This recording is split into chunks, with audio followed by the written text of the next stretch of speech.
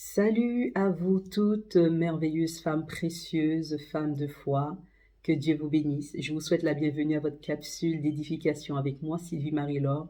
Je me fais toujours un plaisir d'être devant vous pour partager des moments agréables dans la parole de Dieu et aussi pour vous encourager à persévérer dans votre foi.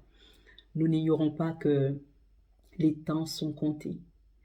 Vraiment, les temps sont comptés et nous devons nous assurer que nous sommes dans la bonne posture. Et voilà pourquoi nous avons commencé cette série sur l'amour, qui est une série pour nous permettre d'intérioriser, de regarder à nous-mêmes et de voir si nous sommes là où Dieu veut que nous soyons. Nous ne devons pas nous tromper, parce qu'après ce temps, il n'y aura plus de temps. Rappelez-vous de la parabole des vierges sages et des vierges folles. Les unes comme les autres étaient vierges, les unes comme les autres avaient des lampes allumées attendant le même époux. Cependant, il y a une chose qui a fait une différence, qui a fait que une catégorie était qualifiée comme étant sage et l'autre comme insensée. C'était la prévoyance. Elles avaient toutes une lampe, elles avaient toutes aussi de l'huile, mais les sages ont été prudentes. Les sages ont été prévoyantes, alors que les insensés, les folles, n'ont pas été prévoyantes. Et aujourd'hui, j'aimerais vraiment réveiller en vous cette prévoyance, c'est-à-dire faire des économies, faire de l'épargne, se rassurer que vous êtes assez équipé pour le jour de l'avènement de Dieu. Vous savez, je peux vous partager énormément de choses. Je peux vous partager sur le développement personnel, je peux vous partager sur le coaching conjugal, je peux vous partager énormément de choses sur la beauté et tout ce qui est image. Mais je préfère de loin m'assurer que vous êtes toutes équipées pour le retour du Seigneur Jésus. Car après ce jour-là, chers amis, il n'y aura plus d'autres possibilités. Alors, cette série sur l'amour, comme je disais, est là pour te permettre de te poser les bonnes questions et pouvoir, si besoin est, de te réajuster par rapport à la pensée divine. Amen. Donc, nous avons vu que l'amour, c'est la marque de fabrique de Dieu. On peut reconnaître quelqu'un qui appartient à Dieu en fonction de l'amour qu'il manifeste. Quelqu'un qui n'aime pas, la Bible dit qu'il n'est pas né de Dieu et ne connaît pas Dieu. Même s'il prie que le feu tombe du ciel, ce n'est pas quelqu'un qui appartient à Dieu. Il prophétise jusqu'à connaître ta date de naissance, cela ne veut pas dire que cette personne est enfant de Dieu. Alors nous voulons avoir du discernement. La marque de fabrique d'un chrétien authentique, la marque de fabrique d'une femme sortie des entrailles de Dieu, c'est celle qui porte l'empreinte, la marque de l'amour, car Dieu lui-même est amour. Aujourd'hui, nous allons voir la deuxième chose que nous devons absolument savoir, c'est de faire la différence entre l'amour de Dieu, l'amour qui est Dieu lui-même, et l'amour du monde. Nous allons, sans plus tarder, nous plonger dans les Saintes Écritures. Je t'invite, si tu le peux, à prendre la Bible en 1 Corinthiens, chapitre 13, et nous faisons lecture tout de suite à partir du verset 3. Il est écrit ceci: « Quand je distribuerai tous mes biens pour la nourriture des pauvres, quand je livrerai même mon corps pour être brûlé, si je n'ai pas l'amour, cela ne me sert à rien. » On remonte encore un petit peu plus haut. Il dit, quand je parlerai, à partir du verset 1, quand je parlerai les langues des hommes, des anges, si je n'ai pas l'amour, je ne suis qu'un airain qui résonne, une cymbale qui retentit. Et il dit, quand j'aurai le don de la prophétie, des sciences et de tous les mystères et toute la connaissance, quand j'aurai même toute la foi jusqu'à transporter les montagnes, si je n'ai pas l'amour, je ne suis rien. Vous voyez, des choses qui attirent le regard, des choses qui peuvent être impressionnantes à nos yeux. Pour Dieu, s'il manque l'ingrédient principal, s'il manque la marque du ciel, cela ne sert à rien. Nous pouvons avoir des langages, la prophétie, les miracles. Aujourd'hui, les enfants de Dieu sont à l'affût des prophéties. Qui n'a pas envie d'entendre un prophète prophétiser sur sa vie pour savoir comment cela va se passer demain dans sa vie? Qui ne parcourt pas des kilomètres pour entendre, mais comment ma vie va être, comment la chose va être débloquée, comment ma situation va être débloquée? Et Dieu dit que s'il n'y a pas l'amour, même dans cet aspect de prophétie, cela ne sert à rien. Nous ne sommes que des cymbales qui font du bruit. Vous voyez les cymbales, quand on les frappe, ça résonne, hein, mais ensuite, il n'y a plus rien. Et Dieu te dit, si tu n'as pas cet amour de Dieu dans ton cœur, en toi, tu peux prophétiser de lundi à dimanche, cela ne te sert à rien. Tu fais que du bruit. Alors, ce qui donne le poids, même à la prophétie, c'est l'ingrédient qui s'appelle amour. Il dit, tu peux avoir toute la connaissance, tu peux avoir parlé même le langage des hommes, des anges, tu peux avoir la foi jusqu'à transporter toutes les montagnes du monde. Mais s'il n'y a pas l'amour au centre de ce que tu es en train de faire, Dieu dit que cela ne sert à rien, tu n'es rien. Et le verset que nous avons commencé à lire, qui était au verset 3, il dit, quand bien même. Et c'est là où il faut avoir le discernement. Combien même tu prendrais tous tes biens pour les distribuer aux pauvres. À nos yeux, ça ne peut être que de l'amour. Prendre tes choses et les donner aux pauvres, c'est la manifestation de l'amour.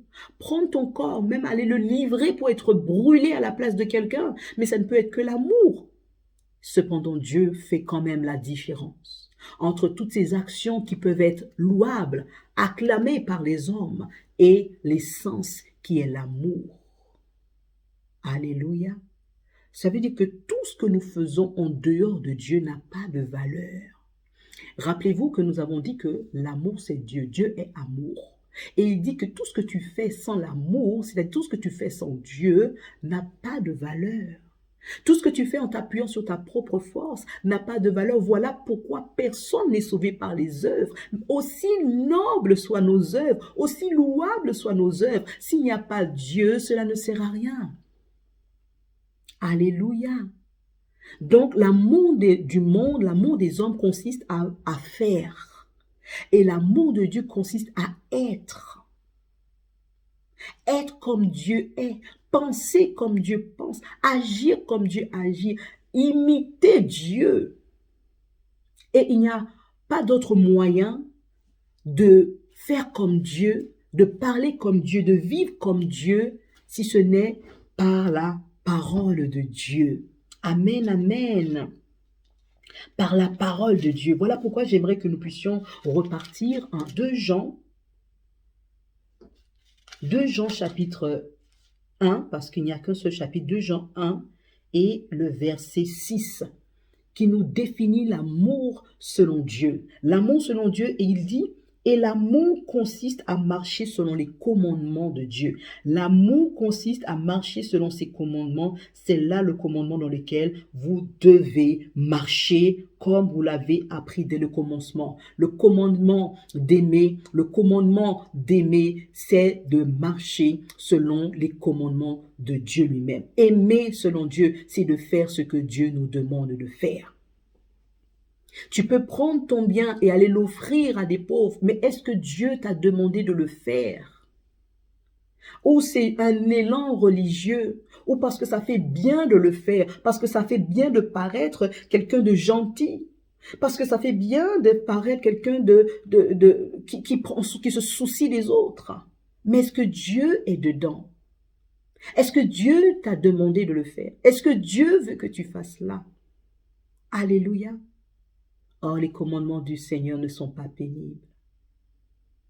Les commandements du Seigneur ne sont pas pénibles. Et c'est par ces commandements que nous pouvons manifester l'amour de Dieu. Alors, le deuxième point que nous voyons aujourd'hui, que l'amour de Dieu ne consiste pas à faire comme les hommes font, mais à être comme Dieu est, car Dieu est amour. Lorsqu'on aime, on ne se met pas en avant. Il dit l'amour ne cherche pas son propre intérêt. L'amour ne s'irrite pas. L'amour n'est pas envieux, l'amour n'est pas jaloux, l'amour ne se réjouit pas de l'injustice. Dieu maintenant définit la manifestation de son amour. Avant de comprendre, parce que c'est vrai que nous sommes des êtres humains, nous sommes dans un monde physique, nous avons besoin du tangible pour voir, pour croire des fois. Mais Dieu veut que nous sachions que comme l'amour est d'abord spirituel, parce que l'amour est de Dieu, est Dieu lui-même, que l'amour prend naissance d'abord dans notre cœur, que nous prenions conscience que c'est quelque chose de divin, et ensuite qui se manifeste dans le physique. Et voilà l'amour de Dieu. L'amour de Dieu n'est pas envieux, l'amour de Dieu ne se réjouit pas de l'injustice, l'amour de Dieu croit tout, pardonne tout, supporte tout. Alléluia. Donc, oui, Dieu veut que nous puissions manifester son amour.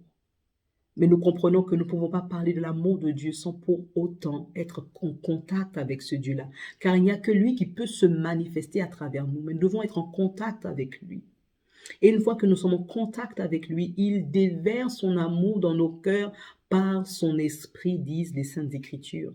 Et c'est quand l'amour de Dieu remplit nos cœurs que maintenant nous sommes capables de faire comme Christ, allant de lieu en lieu, faisant du bien et non du mal, guérissant les malades, priant pour les malades, participant à l'avancement du règne de Dieu, aidant ceux qui sont dans la misère, dans la pauvreté. Ainsi, nos gestes, notre apport sera empreint de l'amour de Dieu. Et à ce moment-là, cet amour-là sera considéré comme le véritable amour qui plaît au cœur de Dieu. Sinon, nous aurons la triste réalité de prendre nos biens, de distribuer aux pauvres et d'entendre dire que cela ne sert à rien. Amen. Donc, mes chères sœurs, j'aimerais vraiment nous laisser aujourd'hui avec cet encouragement à d'abord aimer Dieu, d'abord rechercher Dieu.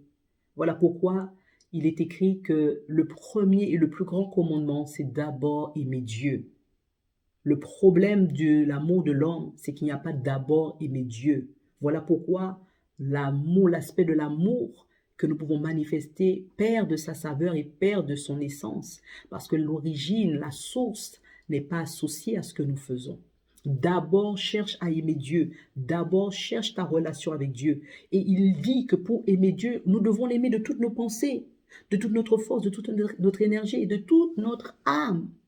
Une fois que nous recevons cet amour-là, nous sommes dans cette relation d'amour avec Dieu. À ce moment-là, ce que Dieu est déversé en nous et nous sommes capables maintenant de manifester l'amour à notre prochain. Nous allons avoir deux cas de figure. Une personne qui prend ses biens et le donne aux pauvres, et Dieu dit que cela ne sert à rien.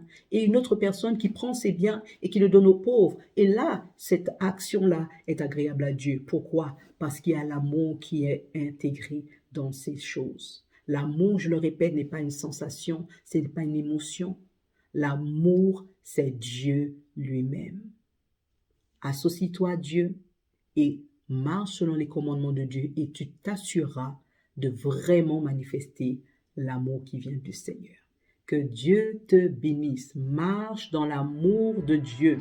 Va au-delà des sensations, va au-delà des sentiments, va au-delà de l'envie d'impressionner X ou Y, mais cherche surtout ta communion avec le Seigneur. Aime d'abord Dieu de tout ton cœur, de toute ton âme, de toute ta pensée, de toute ton énergie.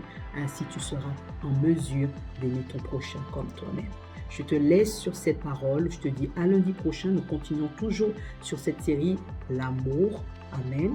Et n'hésite pas à t'abonner si tu n'es pas encore abonné et surtout à partager car cette parole peut aider d'autres femmes à s'amender et à comprendre vraiment la pensée de Dieu pour les temps que nous sommes en train de vivre aujourd'hui. Alors sans plus tarder, je te souhaite une excellente semaine, porte-toi bien, que Dieu te bénisse, bénisse ta maison, bénisse ta famille, bénisse l'ouvrage de tes mains et là où tu es, impacte le monde par l'amour qui est en toi. Que Dieu te bénisse et je te dis à très bientôt.